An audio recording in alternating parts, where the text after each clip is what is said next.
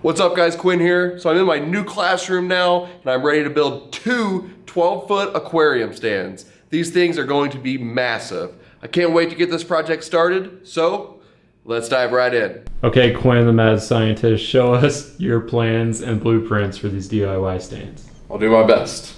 All right, so in my classroom, we have two 12-foot kind of cutouts into the wall. So these are both empty. In some of the other classrooms with this design, they do have like some cabinets and shelves there. So I thought it would be a great idea that this could actually be where my aquariums go.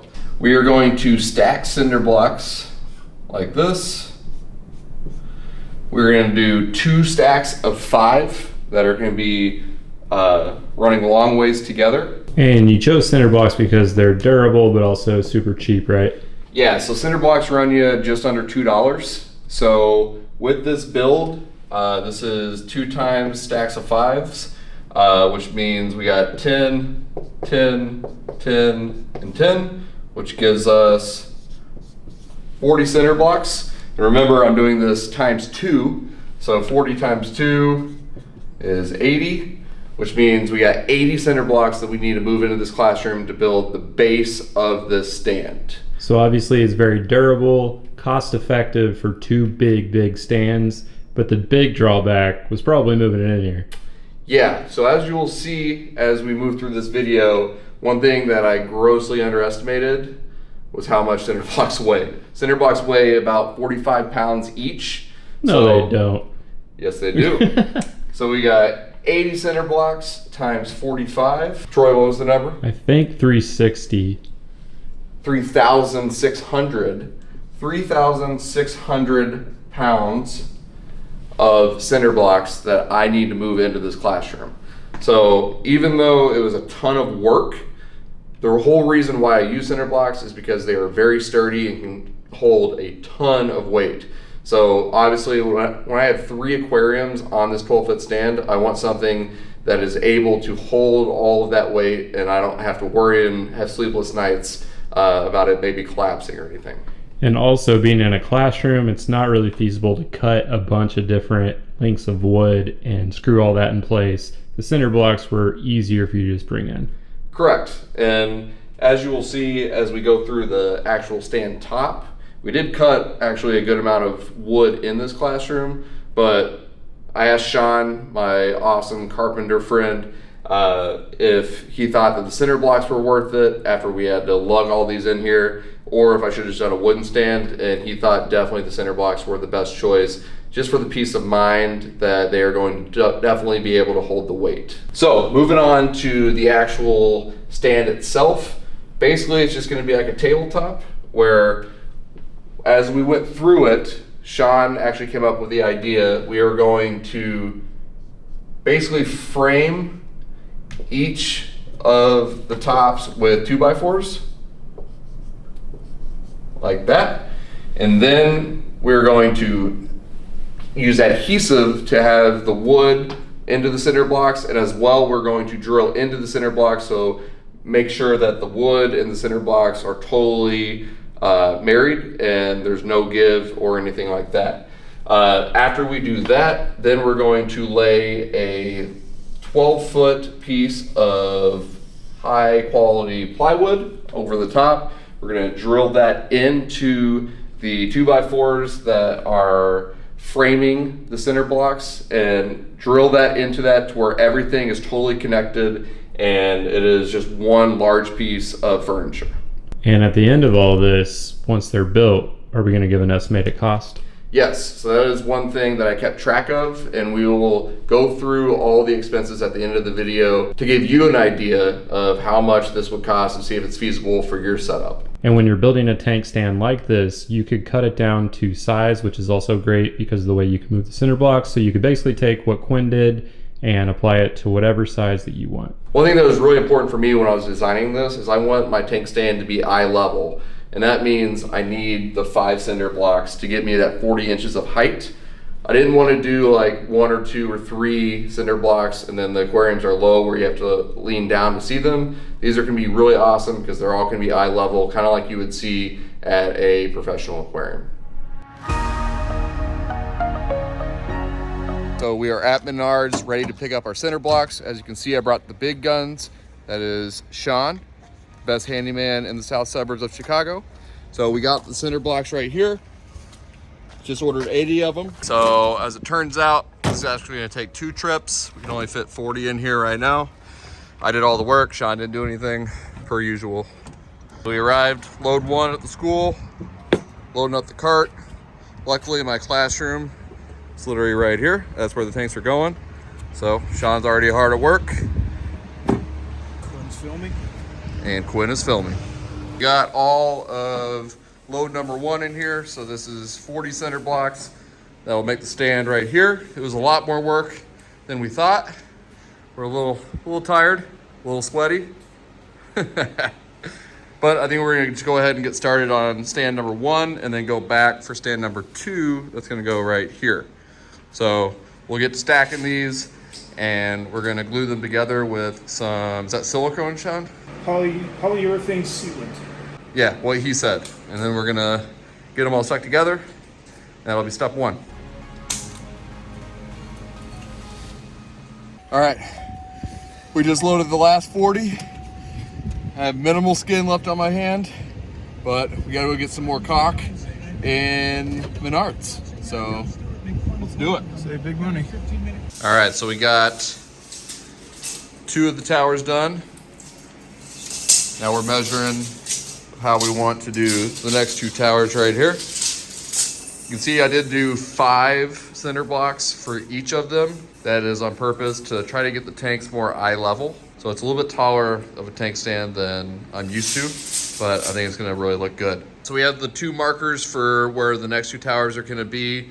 So we have about 30.5 inches in between each of these, which is good because in terms of load bearing, most of my aquariums are 4 feet long. I do have that one 5-footer that's 110-gallon custom aquarium. With the 30 inches in between and the 4 towers of the center blocks, it should be very evenly distributed in terms of the weight of each tank. And the weight of the tanks should also help keep the center blocks more stable and together. So far the plan's coming together.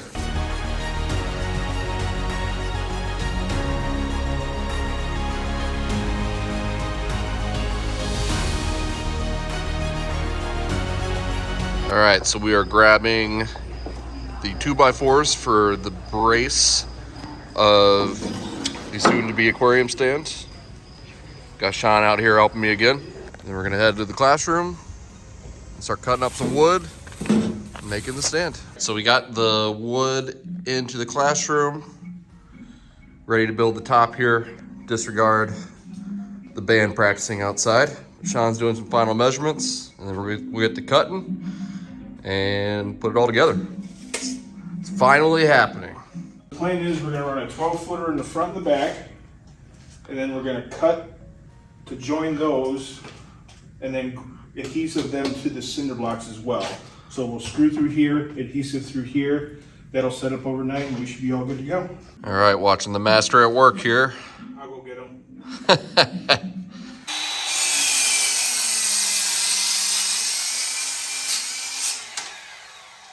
Now Sean is applying the adhesive.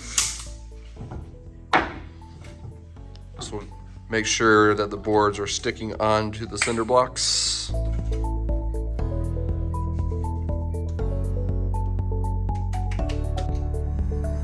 So previously we had these 4 cinder block walls up. So what we're doing here is we framed around these guys just to marry everything together. There's construction adhesive in here.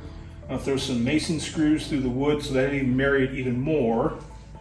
We're gonna put a brace here, here, here, and we'll marry the 2 ends. And then once we get the plywood on top of here, everything will completely square up and it'll look like a real piece of furniture. Or like a little industrial meets wood here, 2 different materials obviously, but I think it's gonna look really cool. Sean, you outdid yourself, man. We're not done yet. So we are back, day 2 now. The first stand's looking pretty good. We're gonna add in a couple more braces in the middle there. We got a couple more 2x4s. And then for the second one, this is where we left off. We ran out of screws, and we got, as I said, some more 2x4s to finish this one up. Should not take too long, so pretty pumped. All right, so this is just the process of adding in these middle frames around the cinder blocks, where we use the adhesive, stuck it to the cinder block, and we have these clamps that make sure it's stuck all together, and then Sean will go about making sure that it's level. You can see we already have the full rectangle frame totally set up, so this part's pretty easy. And the finished product looks like this. Not only do you have the adhesive holding the wood to the cinder block, but now obviously we're adding screws to make this all just one big structure. So there's Sean drilling, what do you call that, Sean? It's called toe nailing / toe screwing. Toe nailing / toe screwing. And now he adds the actual screw. It's just a diagonal that holds all of it together. As for some of the hardware that we're just using these simple construction screws. As for the adhesive, we are using just this simple adhesive that we got from Home Depot. So adding the clamp on the corner like that is great for keeping the board level. And then now Sean is applying the clamp to make sure the board is snug up against the cinder block. The adhesive is adhesing. Is that a real word? I just made it up, but I kind of like it. All right, now we're gonna start drilling the middle pieces into the cinder blocks. And for that, we are using these screws. We are also using these washers.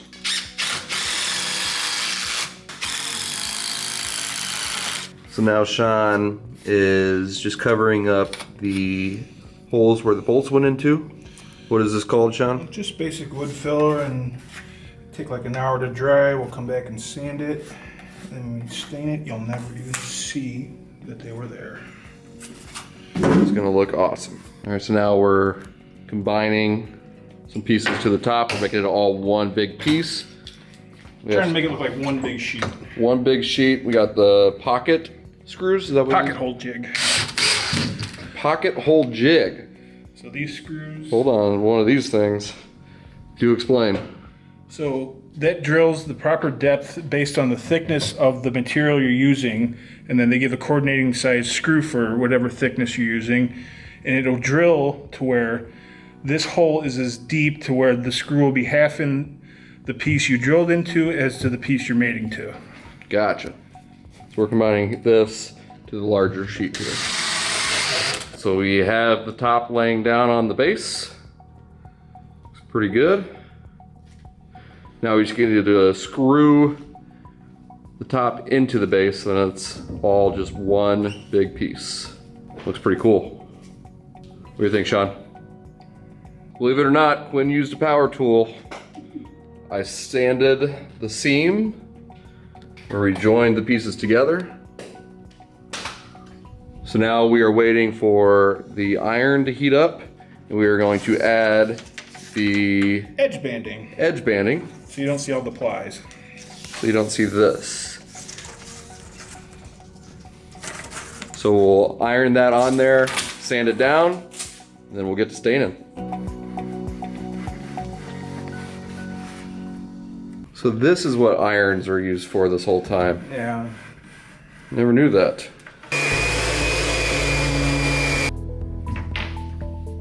Oh, you totally blew it. I know.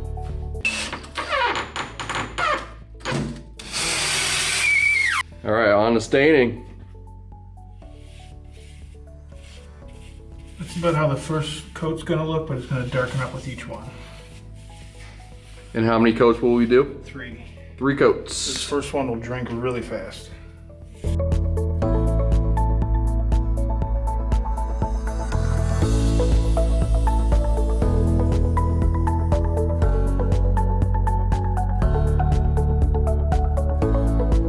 Okay, so this is day 3 of this DIY tank stand build ×2. Quinn, you ready to show what we got?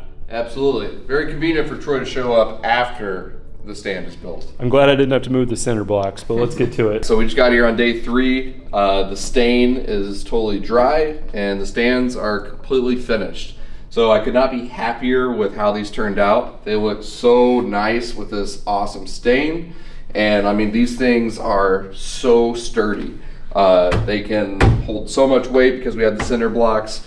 I mean, there is absolutely no give to this. And I could not be happier with how this turned out. All right, so how much did all of this cost? I just did the final tally of how much all of the materials cost to build these 2 tank stands. So starting off, we had a $140 charge for the cinder blocks. The cinder blocks were actually on sale for $1.50, which is a steal. It was about $28 for the 2x4s. And then one of the bigger costs is the 3 big plywood sheets that we purchased and then cut to shape. Were $45 each, which totaled $135 because we needed 3 of them. There was about $90 for miscellaneous items such as like screws and adhesive, and like even the cinder block screws. The 2 cans of stain and poly cost $40 total, and about $60 worth of tax as well. So all of this rounds out to just under $500. And remember, this is for 2 12-foot stands. So 2 12-foot stands cost me under $500. In my eyes, is an absolute win. Once again, I cannot thank Sean enough. If you are in the Chicagoland area, definitely look out for Sean's Woodworking. You can find him on Facebook, get a hold of him. He makes some of the highest quality furniture pieces in the area, and he's just like the nicest guy in the world. So definitely want to check him out. So now the next step is to go get my aquariums out of my old classroom and get them on this beautiful new stand. I cannot wait to get that started. Thanks again for watching, and we'll see you next time.